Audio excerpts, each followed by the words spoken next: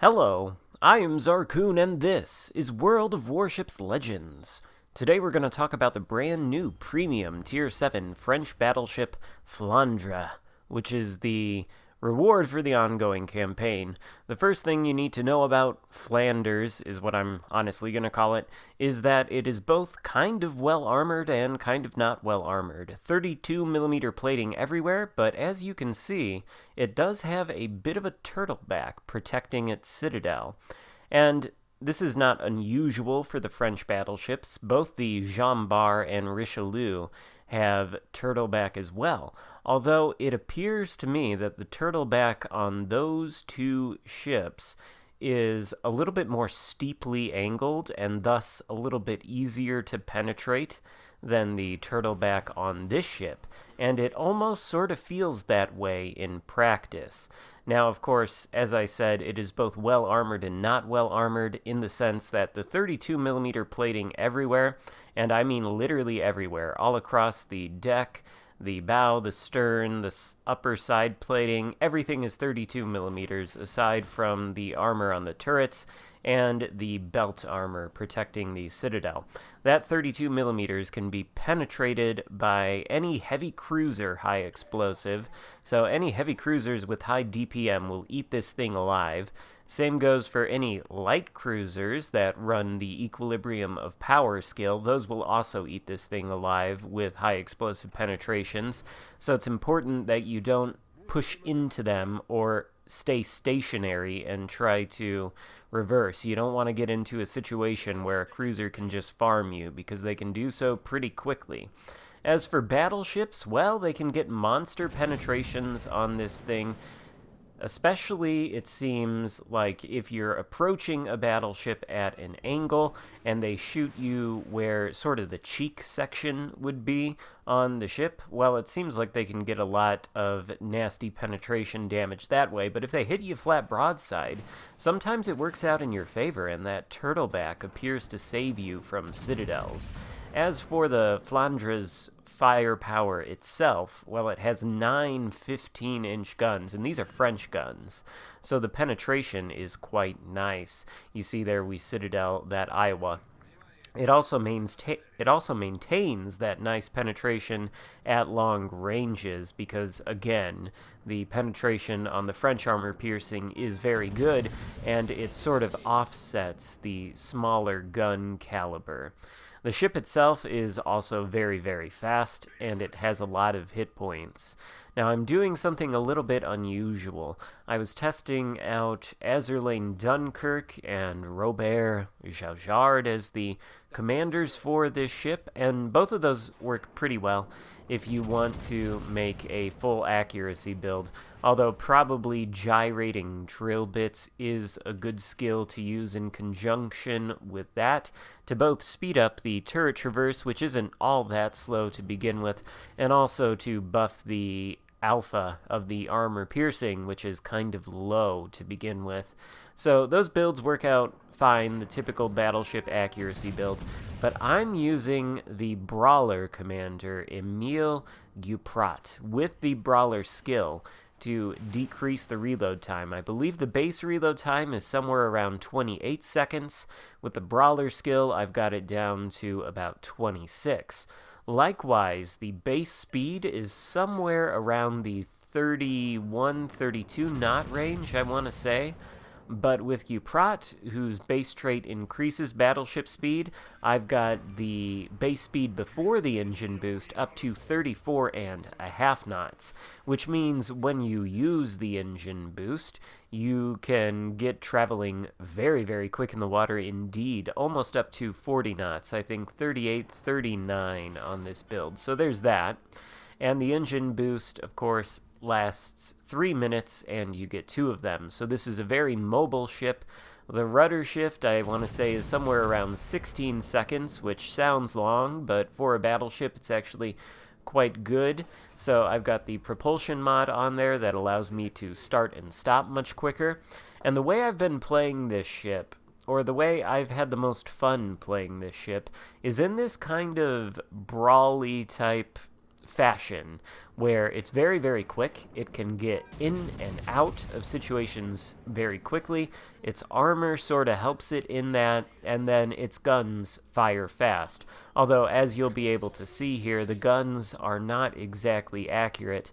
They do tend to suffer from that shotgun French dispersion, and keep in mind, I really don't have any commander skills invested in accuracy on this build, but if you do choose to go that route and invest in accuracy skills, you'll notice that the accuracy is, for the most part, acceptable, but it's never going to be super consistent. You're always going to suffer from that shotgun French dispersion.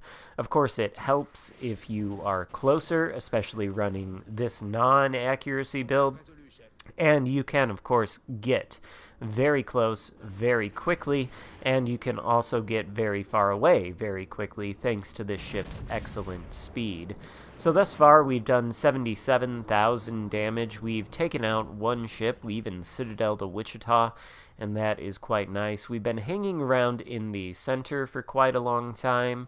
There's a destroyer hanging around in the Bravo cap with our destroyer, trying to keep an eye on that. We don't want to be taking any torpedoes, but again, the speed on this thing, sometimes it's so quick that it can actually outrun torpedoes, especially if the torpedoes are launched at you before you deploy the engine boost. After you deploy the engine boost, you get a boost of speed, obviously, and that can be fast enough to take you right out of the path of incoming torpedoes at times.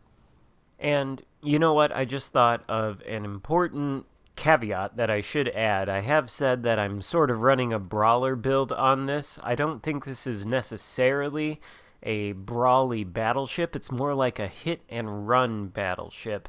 And when I think brawler, I tend to think German, and thus I tend to think secondaries. And this ship does have a lot of secondaries on it. It has so many secondaries on it, in fact, that I think people might be tempted to try a secondary build. But here's the thing about these secondaries. It has 9 152mm secondaries, and those are quite good. They can penetrate a decent amount of armor, being 152mm guns. I think they can pen up to, what would it be, 21, or is it 24mm? In either case, they can penetrate destroyers, they can light fires. Great, but they take 12 seconds to reload, and there's 9 of them. Whereas there are a lot of 100mm secondaries. I think there's like 20 of them or something like that. And those reload in like maybe 3 or 4 seconds. But those 100mm secondaries can only penetrate like 16mm of armor. And that's not even going to be enough to penetrate the same tier destroyers or even the superstructure of battleships, I'm pretty sure. So that sort of means those secondaries are only useful for starting fires, maybe, and since they are so numerous and so quick firing compared to the bigger secondaries, well, I don't see any reason to try to invest in a secondary build on this ship. Their base range is 5.2 kilometers, so at best you'll get them up to about like 8 kilometers maybe. It's just not going to be enough to justify it, and their firepower is not going to be enough. So running the brawling build on this ship is much more about the faster reload, the improved fire protection skills, because obviously HE is a big weakness of this ship, and the faster gun reload time. And speaking of which, that leads me into something about the other Tier 7 premium French battleships, namely the Jean Bart. Now, the Jean Bart came into the game and left the game a long time ago, and ever since then, everybody who's missed the Jean Bart wants the Jean Bart because it is a very good ship. And really, the main reason it's a very good ship, aside from having all of its firepower on the front, which also is a double-edged sword and can be a weakness in some cases.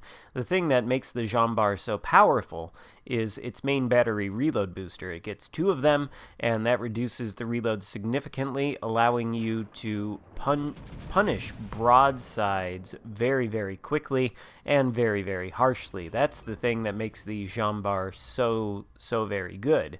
Obviously, the Flanders here does not have the reload booster, and neither do any of the other higher tier French battleships for that matter, so the Jean Bar remains unique in that respect. But the Flanders does remind me a little bit of a ship that I've seen on PC, which is called the Bourgogne, and that essentially has the same sort of turret setup as this ship. It's also very fast, although I think it has 4 gun turrets, and it's got 3 of those, so it's got 12 guns. I don't know what the size is, but that thing also has a reload booster, and it's on a hull similar to this. So I can kind of see sort of echoes of that in the Flanders here, and honestly, it just makes me hope that one day we will see the Bourgogne as a legendary tier battleship. Who knows? That day is probably going to be in the very far future, but it would be quite nice. So, this small gun size, though, as I said, the penetration is nice, and of course you can get nasty shots into the superstructure of angled battleships, but sometimes you will probably want to switch to high explosive. It can certainly mess up German battleships. This Odin here is pushing in very aggressively. Not much of his team is left, and we're going to be able to take him out rather quickly here. We do manage to destroy one of his turrets, and you can see our secondaries firing there. You can see the big yellow high explosive shells of the large guns, and they're going to take a long time. There they are again. You see how long it took them to fire? That's why I say it's not really worth investing in the secondaries. But the Odin is going to go down, and that's just going to leave one last ship left alive on the enemy team. I don't even know if we are going to be able to find him. But closing thoughts on the Flandre or Flanders, it works well at longer to mid-ranges with an accuracy build, and its speed definitely allows it to reposition on the map very quickly, a lot more quickly than most other high-tier battleships can, so that's very nice. It's also agile enough with the combination of that speed and its rudder shift to dodge a lot of incoming fire, which is good because its armor, as I said, is both nice and also bad at the same time. It can eat huge penetrations, or sometimes its turtleback armor appears to save it from being actually citadeled. And the guns, they have excellent penetration. They're not super accurate. You can make them more accurate, but all in all, I think this is a pretty fun battleship, especially with this build. Although this build isn't what I would call competitive or frankly easy to use. It's a little bit challenging, but I think the results we got in this game with this build are good, and they sort of give you a taste of that mobile sort of gameplay that you can achieve with this ship. This is my commander build, by the way. I decided to show you at the end. I've got Megatron for extra range on it, and A.L. Scharnhorst for extra dispersion. So I hope you enjoyed this video. If so, give it a thumbs up. Consider subscribing if you haven't already. And I will see you next time. Goodbye.